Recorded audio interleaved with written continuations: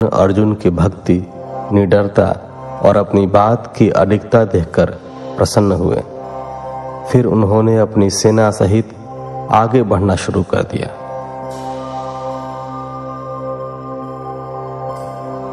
इकतालीसवां अध्याय। किरातेश्वर महादेव की कथा।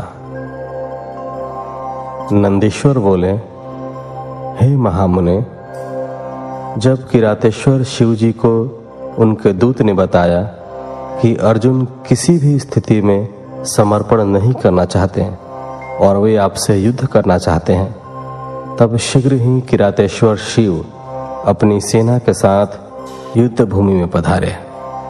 अर्जुन ने अपने आराध्य भगवान शिव के चरणों का स्मरण किया और अपना धनुष बाण लेकर उस विशाल सेना से लड़ने लगे। अर्जुन व भील सेना में बड़ा भयंकर संग्राम हुआ। दोनों ओर से बाणों की वर्षा होने लगी। अर्जुन, जो कि महान धनुर्धारी कहे जाते हैं, उन्होंने अपने बाणों से सारी गण सेना को पल भर ही में परेशान कर दिया।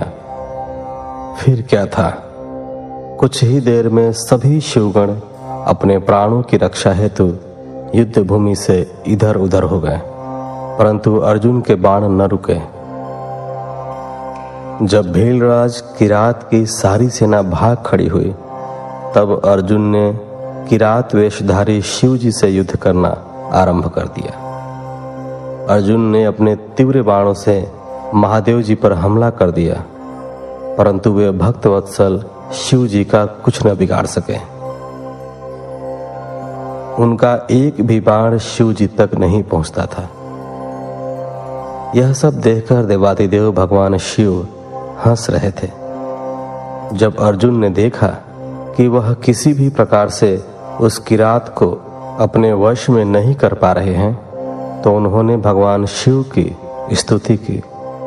इसके प्रभाव से तुरंत ही त्रिलोकीनाथ भक्तवत्सल कल्याणकारी शिव जी ने अपने अद्भुत स्वरूप के साक्षात दर्शन अर्जुन को कराए। भगवान शिव का परम मनोहारी सुंदर स्वरूप देखकर अर्जुन धन्य हो गए और प्रसन्न होकर पल भर उन्हें देखते ही रह गए। तब यह जानकर कि वह किरात कोई और नहीं अपितु स्वयं शिव जी ही थे, उन्हें अपने युद्ध करने और उनका अपमान करने के कारण बहुत लज्जा महसूस हुई। वे अपने आराध्य के चरणों में गिर पड़े। शिव जी ने उन्हें उठाया और बोले, अर्जुन, दुखी मत हो। तब अर्जुन हाथ जोड़कर भक्तवत्सल भगवान शिव की स्तुति करने लगे और बोले, हे महादेव जी, आपने इस प्रकार मुझसे रूप बदलकर युद्ध क्यों किया? मैंने आपका भक्त होते हुए भी आपका अपमान किया है। स्वामी, मुझे माफ कर दीजिए और मेरा कल्याण कीजिए। अर्जुन के वचनों से महेश्वर प्रसन्न हो गए और बोले, अर्जुन, दुखी मत हो। मेरे द्वारा प्रेरित होने पर ही तुमने युद्ध किया था, इसलिए यह तुम्हारा अपराध नहीं, धर्म था। मैं तुम पर प्रसन्न हूं। कहो पुत्र, किस कारण से तुम इतनी घोर तपस्या और साधना कर रहे थे? मैं तुम्हारी इच्छा पूर्ण करने का वचन देता हूं। शिव जी के ऐसे वचन सुनकर अर्जुन ने शिव जी की स्तुति आरंभ कर दी। अर्जुन बोले, हे देवाधिदेव कैलाशपति सदाशिव, मैं आपको नमस्कार करता हूं। हाथों में डमरू और त्रिशूल धारण करने वाले, गले में मुंडमाला, शरीर पर बाघंबर ओढ़े, गले में सांपों, मस्तक पर चंद्रमा और जटाओं में पतित पावनी श्री गंगा को धारण करने वाले कल्याणकारी शिव शंकर को मैं नमस्कार करता हूँ। भगवान, मैं आपका एक छोटा सा भक्त हूँ और आप इस संसार के ईश्वर हैं। भला मैं कैसे आपके गुणों का वर्णन कर सकता हूँ? जिस प्रकार बारिश के बूंदों और आकाश के तारों को नहीं गिना जा सकता, उसी प्रकार आपके गुणों की गणना कर पाना भी असंभव है। प्रभु, मैं आपका दास हूँ, आपके शरण में आया हूँ। मुझ पर अपनी कृपा दृष्टि सदा बनाए रखिए। आप तो अंतर्यामी हैं, अपने भक्तों के विषय में सब कुछ जानते हैं। प्रभु, हम पर आए इस घोर संकट को दूर कीजिए। यह कहकर अर्जुन मस्तक झुकाकर चुपचाप खड़े हो गए। अपने भक्त की स्तुति से हर्षित हो शिव जी बोले, हे अर्जुन, अपनी सारी चिंताएं त्याग दो। तुम्हारे कुल का कल्याण अवश्य होगा। तुम्हें सब कुछ मिल जाएगा। थोड़ा धैर्य रखो। यह कह शिव जी ने अर्जुन को अमोघ पाशुपत अस्त्र प्रदान किया। फिर अर्जुन को युद्ध में विजय पाने और शत्रुओं का नाश करने का वर प्रदान किया। साथ ही शिव जी ने उनकी सहायता हेतु श्री कृष्ण जी को भी सहयोग करने के लिए कहा। तत्पश्चात अर्जुन को आशीर्वाद देकर शिव जी वहां से अंतर्धान हो गए।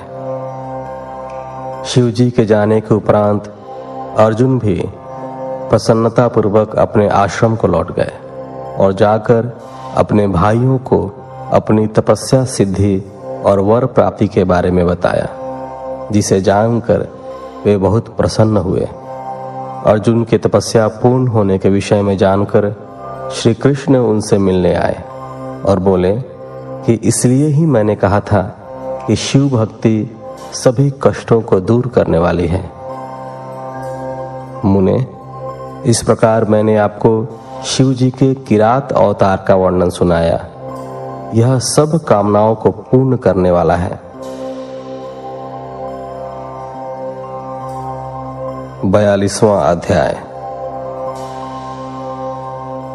द्वादश ज्योतिर्लिंग।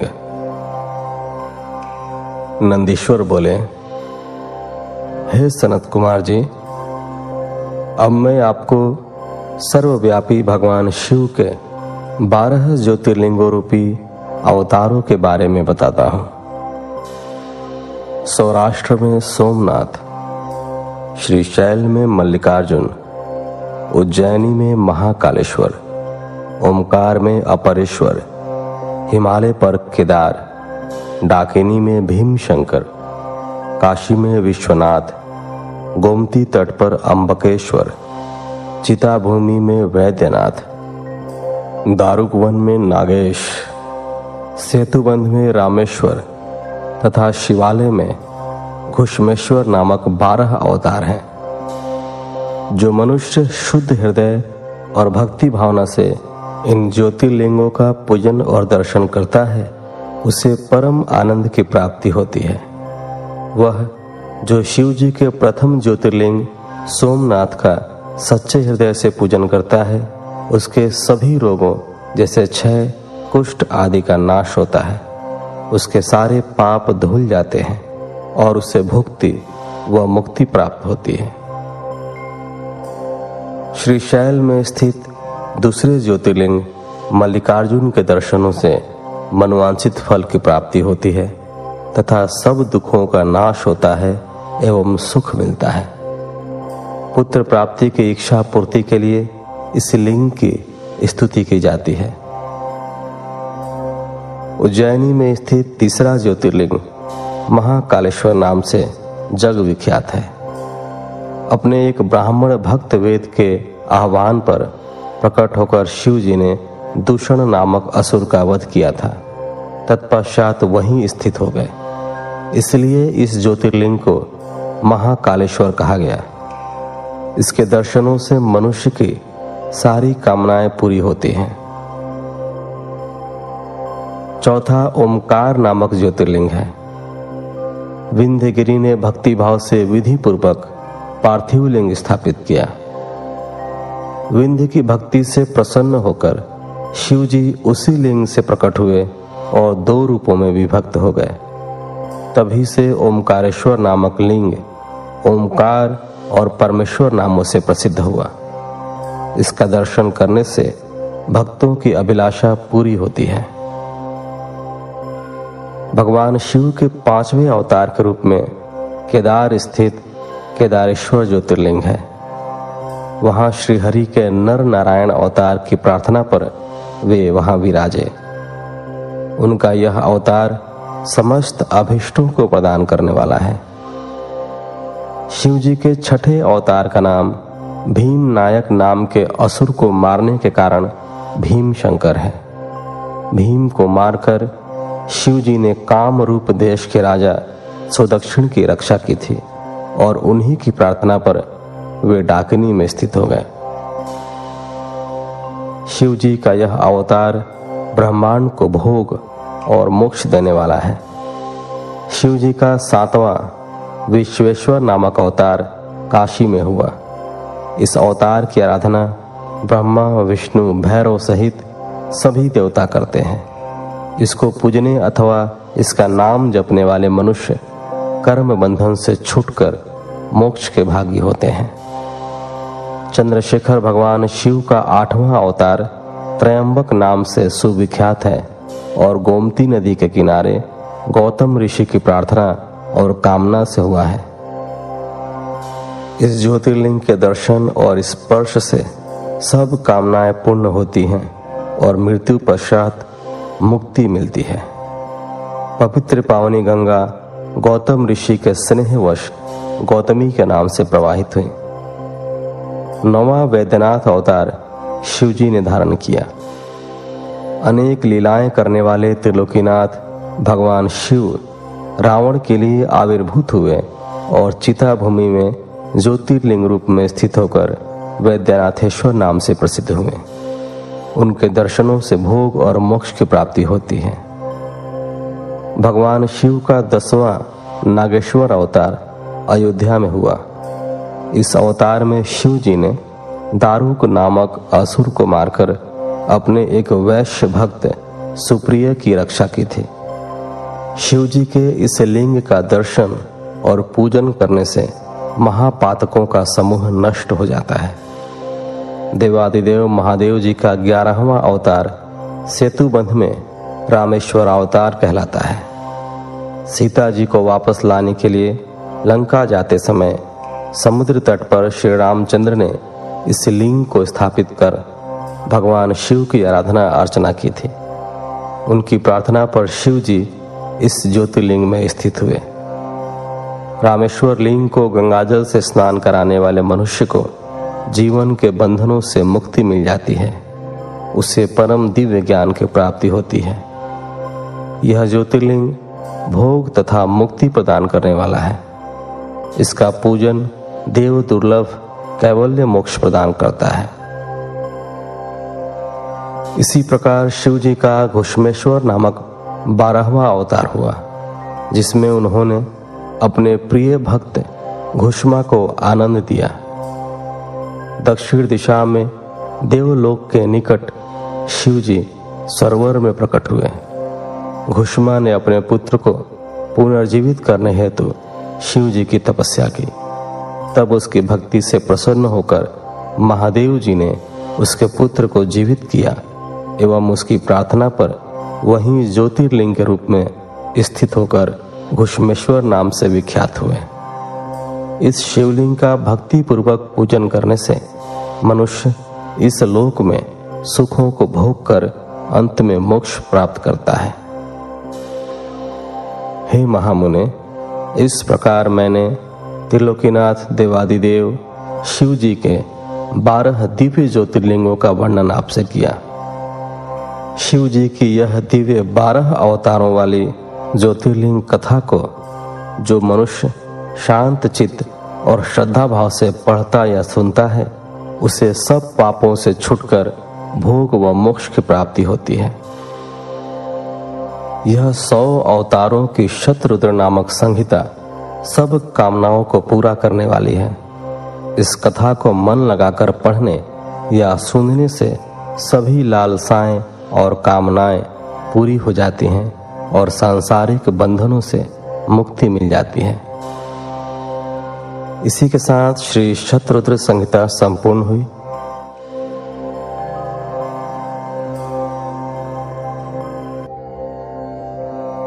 शिव पुराण श्री कोटि रुद्र संहिता। श्री कोटि रुद्र संहिता में कुल अध्यायों की संख्या 43 है। प्रथम अध्याय, द्वादश ज्योतिर्लिंग एवं उपलिंगों की महिमा। निर्विकार होते हुए भी जो अपनी माया से विराट विश्व का आकार धारण करते हैं, स्वर्ग और मोक्ष जिनकी कृपा से वैभव माने जाते हैं, जिन्हें मुनिजन सदा अपने हृदय में अद्वितीय आत्मज्ञानानंद रूप में देखते हैं, उन दिव्य तेज से संपन्न भगवान शिव शंकर, जिनका आधा शरीर शैलराज पुत्री देवी पार्वती से सुशोभित है, उन्हें सदैव मेरा नमस्कार है।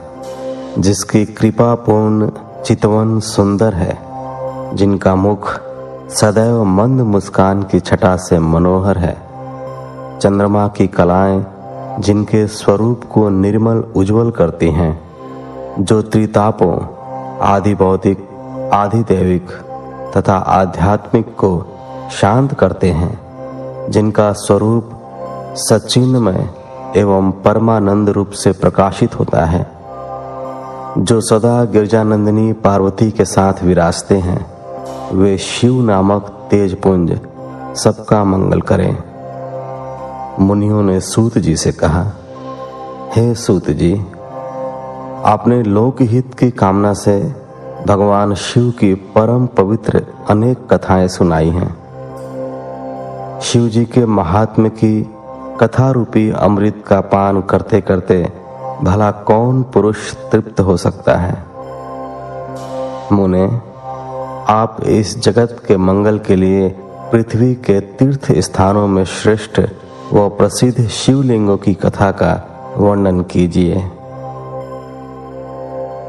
मुनियों के प्रश्नों को सुनकर महाज्ञानी सूत जी बोले, हे ऋषियों, आपने संसार के हित की कामना से बड़ा सुंदर प्रश्न किया है।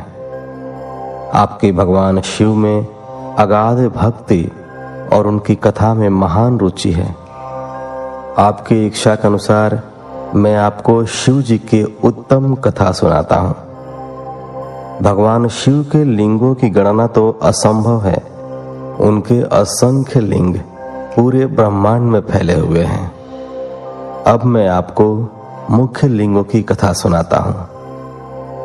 सौराष्ट्र में सोमनाथ जी, श्रीशैल में मल्लिकार्जुन, उज्जैन में महाकालेश्वर, ओमकार जी में परमेश्वर, हिमालय पर्वत पर केदार, डाकिनी देश में भीम शंकर, काशी में विश्वनाथ जी, गोमती नदी के तट पर त्रयंबकेश्वर, सेतुबंध में रामेश्वर एवं शिवालय में घुष्मेश्वर नामक 12 ज्योतिर्लिंग विद्यमान हैं। जो मनुष्य प्रातः उठकर इन 12 ज्योतिर्लिंगों का स्मरण कर पूजन व उपासना करता है, उसके सभी पाप नष्ट हो जाते हैं और सभी कामनाएं एवं मनोरथ सिद्ध हो जाते हैं।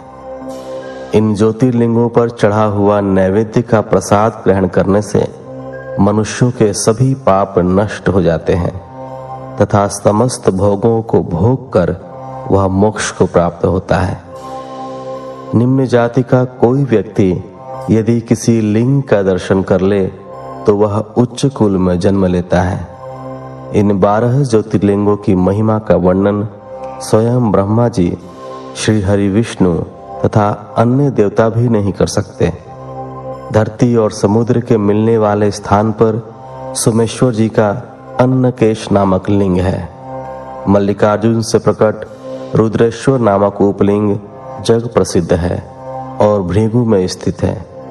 नर्मदा नदी के तट पर स्थित महाकाल शिवलिंग का दुग्धेश नामक उपलिंग है, जो सुख देने वाला है।